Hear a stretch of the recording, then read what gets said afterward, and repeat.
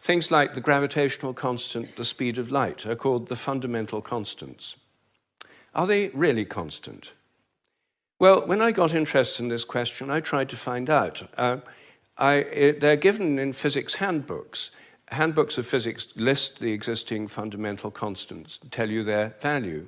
But I wanted to see if they'd changed. So I got the old volumes of physical handbooks. I went to the Patent Office Library here in London, and they're the only place I could find that kept the old volumes. Normally people throw them away when the new values come out. They throw away the old ones.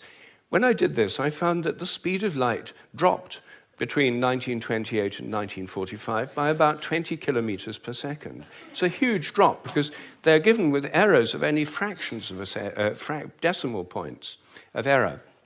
And yet, all over the world, it dropped, and they were all getting values very similar to each other with tiny errors. And then in 1945, it went up, 48, it went up again. And then people started getting very similar values again. I was very intrigued by this, and I couldn't make sense of it. So I went to see the head of metrology at the National Physical Laboratory in Teddington. Metrology is the science in which people measure constants. And I asked him about this. I said, what do you make of this drop in the speed of light between 1928 and 1945? And he said, oh dear, he said, you've uncovered the most embarrassing episode in the history of our science.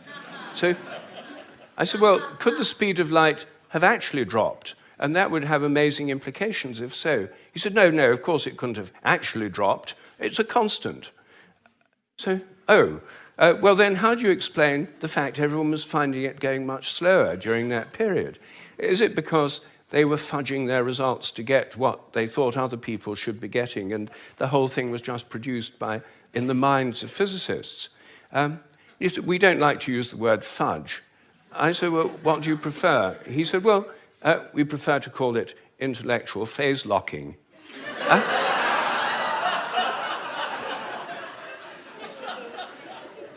So I said, well, if it was going on then, how can we be so sure it's not going on today? And that the present values are produced by intellectual phase locking. And he said, oh, we know that's not the case. I said, how do we know? He said, we've solved the problem. And I said, well, how? He said, well, we fixed the speed of light by definition in 1972. So I said, but it might still change. He said, yes, but we'd never know it because we've defined the meter in terms of the speed of light. So the units had changed with it. So he looked very pleased about that. They'd fixed that problem. But I said, well, then what about big G, the gravitational constant known in the trade as big G? It's written with a capital G, Newton's universal gravitational constant. That's varied by more than 1.3% in recent years. And it seems to vary from place to place and from time to time. And he said, oh, well, those are just errors.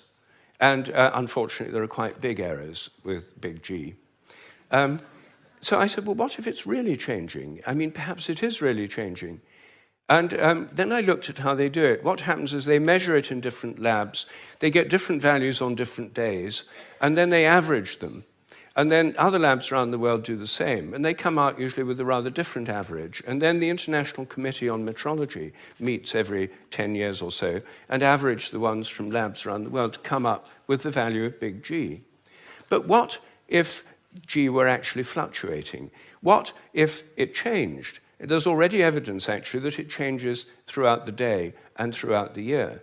For more than 10 years, I've been trying to persuade metrologists to look at the raw data. In fact, I'm now trying to persuade them to put it online on the internet with the dates and the actual measurements and see if they're correlated, to see if they're all up at one time, all down at another. If so, they might be fluctuating together, and that would tell us something very, very interesting. But no one has done this. They haven't done it because G is a constant. There's no point looking for changes. You see, here's a very simple example of where a dogmatic assumption actually inhibits inquiry.